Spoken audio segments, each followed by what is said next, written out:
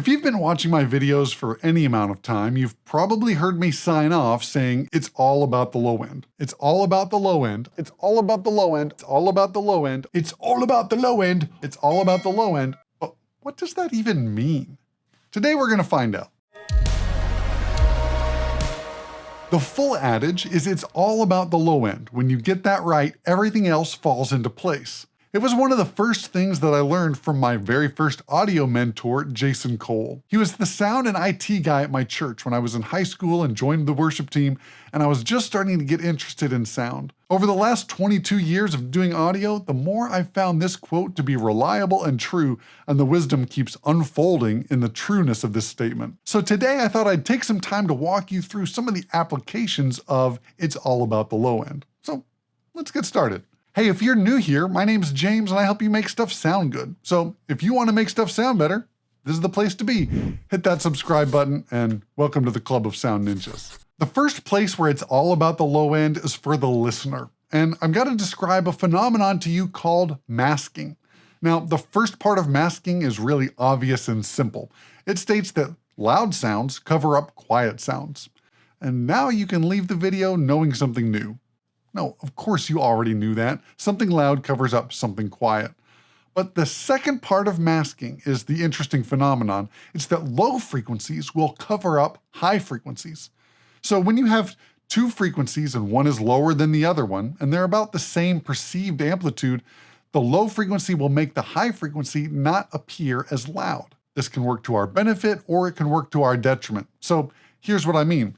If something's muffled and you've got a live vocal mic and somebody's all up on the vocal mic like they should be, and it's muffled, you won't hear the intelligibility from the presence region in the 2 to 5 kilohertz range that makes it feel close and understandable. If you pull those little frequencies down a little bit, suddenly the higher frequencies become more apparent. They're getting less covered up by the lower frequencies. In audio engineering, it's not just about energy, it's about intelligibility. So this is an important place where it's all about the low end. But while intelligibility is one of those necessary requirements, people say live events sound good because of the low end. So if you've got a solid, appropriate low end as part of your mix, as part of your overall system, people are going to say, hey, this sounds good or this sounds impressive. On the flip side, if your sound system or your mix doesn't have enough low end, that actually feels louder and harsher to people without being any higher energy level. So you could be exposing them to the same amount of noise, but if it has a higher low frequency proportion, it might not feel quite as loud. You can try this the next time you're mixing. Push up a recording and make it sound nice and big and full on your sound system. Then turn on the high pass filter and roll that up till it starts to sound thin. If you've got the option, hit bypass on that high pass filter and suddenly it doesn't sound so loud and harsh. You didn't change any intensity of those upper mid frequencies that are going to hurt a little bit more, but having those lower frequencies balance it out and tells your ear, it's okay, this is a good place to be. Next up, let's talk about system engineers or live sound design. Now for this, it's all about the low end is really important because it's really tricky to get low frequencies right in a large room with a lot of different speakers. Low frequencies behave quite weird compared to upper or middle frequencies. Because the wavelengths of these low frequencies are so large, there come to be issues with summation between two different subs arriving at the same point at different times, and even with reflections and boundaries. Lots of things go into the factors of making low end even in a large space. Another place that gets tricky with low frequencies is room resonances. Sometimes the actual physical structure will resonate with these lower frequencies, causing some to hang on longer than others and giving the impression that they're actually louder when they're just hanging on longer. Another factor for system engineers is making sure that there's the appropriate amount of low end coming onto the stage.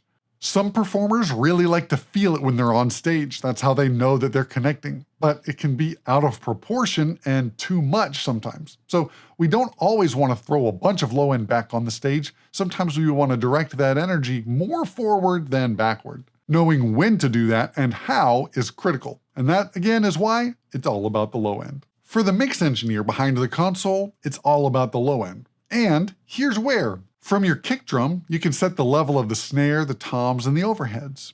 From the bass guitar, you can set the level of your other guitars, your keyboards, and then finally the vocals. So if you get the relationship right on the low end, then everything else can fall into place. I talked a little bit earlier about vocal EQ, and similar to an overall mix, the balance of the vocal's low frequencies can make it either feel too harsh if you don't have enough and you've pulled out too much low end, or on the flip side, if there's too much low end, then we're gonna run into intelligibility issues. Now, vocals in particular are really tricky in that people's tone in their voice sounds different when they're singing low and quiet in a verse, or high and loud when they're in a chorus. That's why a lot of times I'll even ride the low shelf up and down on the vocal EQ to make sure that the vocal is warm and present right where it needs to be in both parts of those songs. Now, we've talked about the kick and the bass already, but for the rest of the instruments, using your high-pass filter to filter out all unnecessary low end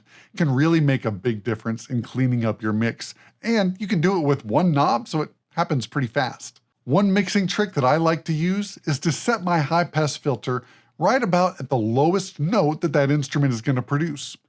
Then if I've got a bass guitar along with, say, electric guitars or acoustic guitars, I'll ride that high-pass filter up even maybe one more octave.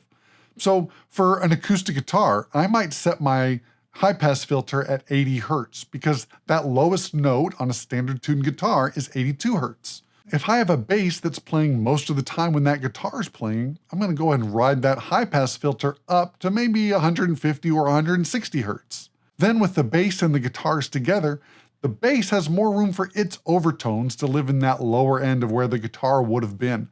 And your ear kind of melds all those together and makes one big thing that sounds clean and full. So for the mix engineer, it's all about the low end. When you get that right, everything else falls into place. Now, if you've got a hi-fi system or a home studio or someplace where you're trying to mix music in more of a studio environment, it can be really tricky to get the low end right. And again, it's all about the low end. When you get that right, everything else falls into place. In smaller rooms, and by smaller I mean like not your big live sound room, but in smaller rooms, we tend to have a lot of weird stuff going on with the low frequencies. A low frequency will come out of your speaker, bounce off one wall, and then cancel itself out coming back. Other times that wave will bounce and then combine with itself to make it louder than when it came out of the speaker in the first place. These are called standing waves or cancellation. And even without room resonances and the walls shaking like we talked about a little while ago, that can cause some really weird things to happen in the frequency response of your speakers. So when you're trying to get your kick and your bass relationship just right on the low end, and then all these weird things are happening in your room, it's like you're driving with a blindfold on. You really cannot tell and hear with your ears what's going on with those low frequencies. Maybe you've made this mistake before where you try to mix something and you automate the EQ on the bass to get every note to stand out just right, but then somewhere else you listen to it and all you hear is that one note that you couldn't hear in your studio.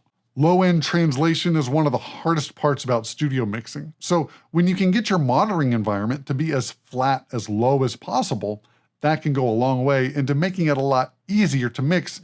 That way you can make creative decisions, not is this going to work somewhere else decisions. And pro tip, one place where the low end is always really even is in your car. Because all that low end can escape. It goes straight out and doesn't bounce around. So if you need to, take your phone to your car and check your mix there. Now, this last one's a bonus because I'm usually talking to sound techs, but if you're an electric guitar player, it's all about the low end as well. When we overdrive an electric guitar into a guitar amp, it can start to sound flabby. That's why we have guitar pedals that will boost a signal or distort it internally, and it includes a high-pass filter to get rid of the flabby feeling.